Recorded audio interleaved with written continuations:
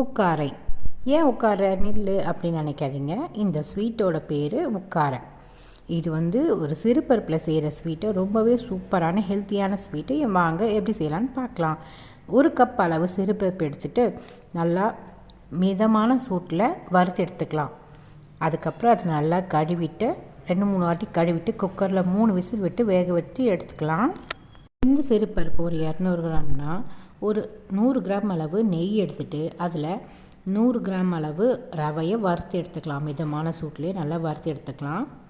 நெய் கூடுதலாக சேர்த்து செய்யும்போது தான் இந்த ஸ்வீட் ரொம்பவே டேஸ்ட்டாக இருக்கும்.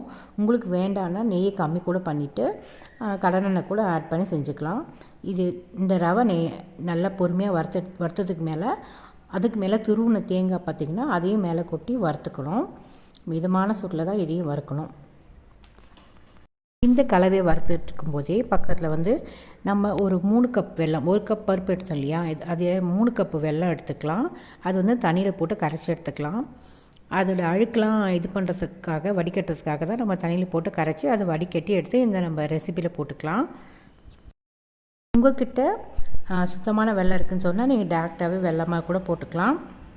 நல்லா வாசனை வரும்போது வர வரைக்கும் வறுத்துட்டு அதுக்கப்புறம் குக்கரில் அந்த பருப்பை நம்ம மசிக்காமலே அப்படியே டேரெக்டாக எடுத்து இந்த ரவை நெய் கலையோடு சேர்த்து மிக்ஸ் பண்ணி கிளறிட்டுருக்கணும். கிளறும் போது நமக்கு அதுவே ஒரு பதத்துக்கு வந்துடும்.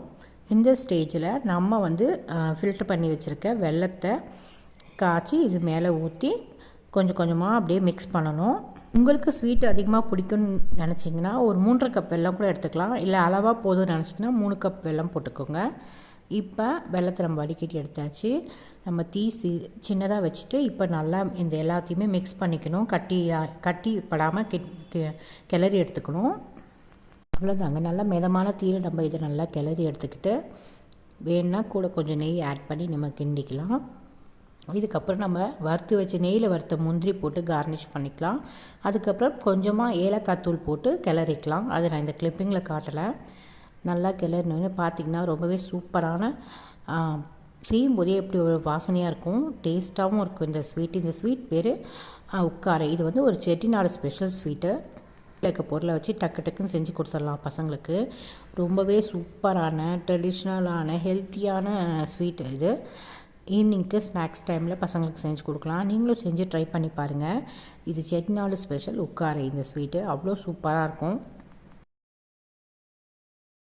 இந்த கோடை விடுமுறை உங்கள் பசங்களுக்கு இந்த ஸ்வீட் செஞ்சு கொடுங்க. எப்படி இருக்குன்னு கமெண்ட்டில் சொல்லுங்கள். தேங்க்ஸ் ஃபார் வாட்சிங். வீடியோ பிடிச்சிருந்தா லைக் பண்ணுங்கள், ஷேர் பண்ணுங்கள், சப்ஸ்கிரைப் பண்ணுங்கள். தேங்க்ஸ் ஃபார் வாட்சிங்.